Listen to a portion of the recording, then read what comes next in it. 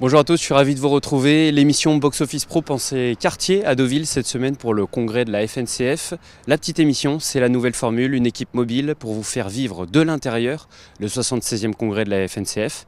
Pour commencer sans plus attendre, retour sur ce qui s'est passé hier avec notamment Richard Patry, le président de la FNCF. La petite émission, c'est parti.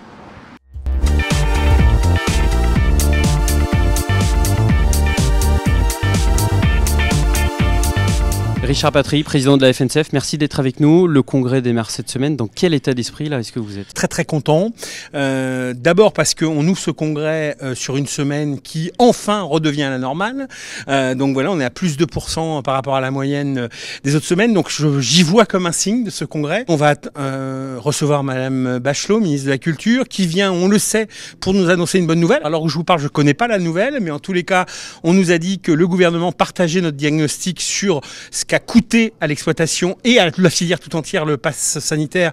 Et donc, on nous dit que la ministre revient avec une bonne nouvelle. Donc, bien sûr, on va attendre ça avec impatience. On a des très belles avant-premières ce soir qui se passent super bien. On a la chance, entre autres, d'avoir le Lion d'Or de Venise à projeter toute première projection française. On a des comédies, on a Barbac.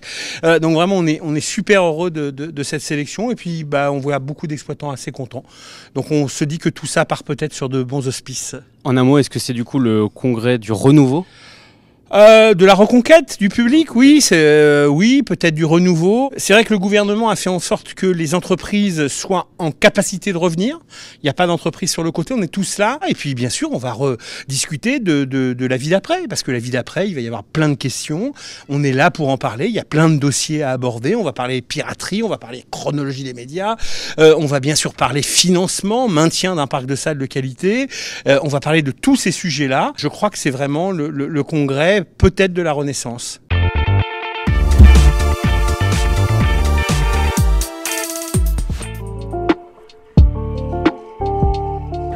Démarrage en trombe hier soir au Morny avec 5 avant-premières présentées par leurs équipes.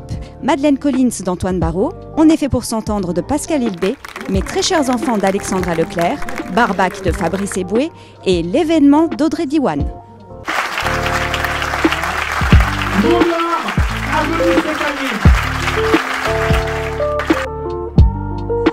Merci Audrey, vous n'êtes pas venu. J'ai découvert assez tardivement l'événement.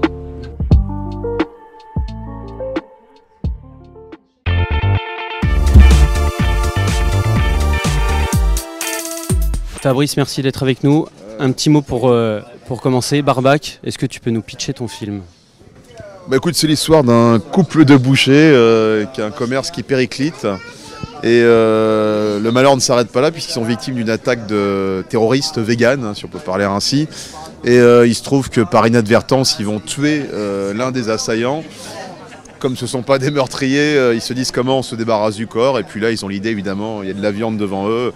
Ils vont débiter le corps, essayer de le cacher. Puis par inadvertance encore, le jambon va se retrouver dans la vitrine. Et ça va avoir un gros succès auprès de la clientèle.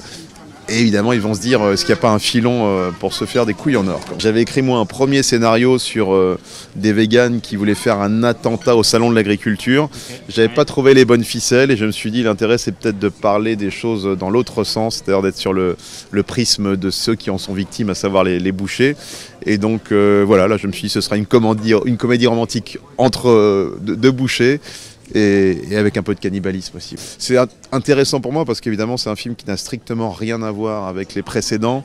Alors il y a toujours, ce que j'aime moi, c'est un ton grinçant, mais c'est une comédie fait assez rare aujourd'hui qui est interdit aux moins de 12 ans. Donc ça positionne tout de suite le produit, si tu veux. Donc il y a deux choses. Il y a évidemment parler du film en lui-même. Il y a le propos qui est intéressant parce qu'il y a évidemment le rapport à la viande, le rapport à la consommation, voire la surconsommation. Et puis il y a aussi le rapport à la virilité parce que c'est une comédie sur un homme qui l'avait perdu et qui à travers le meurtre retrouve son instinct primaire et sa virilité. Donc voilà, il y a tout ça dans ce film. Redis-nous du coup, rendez-vous en salle le 27 octobre. Ce sera les vacances, mais c'est bien une comédie interdite aux moins de 12 ans. Mais allez-y, voilà. entre amis, entre potes, entre ados, vous allez vraiment rigoler. Ça fait longtemps qu'il n'y a pas une comédie qui ose autant. Moi je suis un grand fan de films cultes, type C'est arrivé près de chez vous, etc.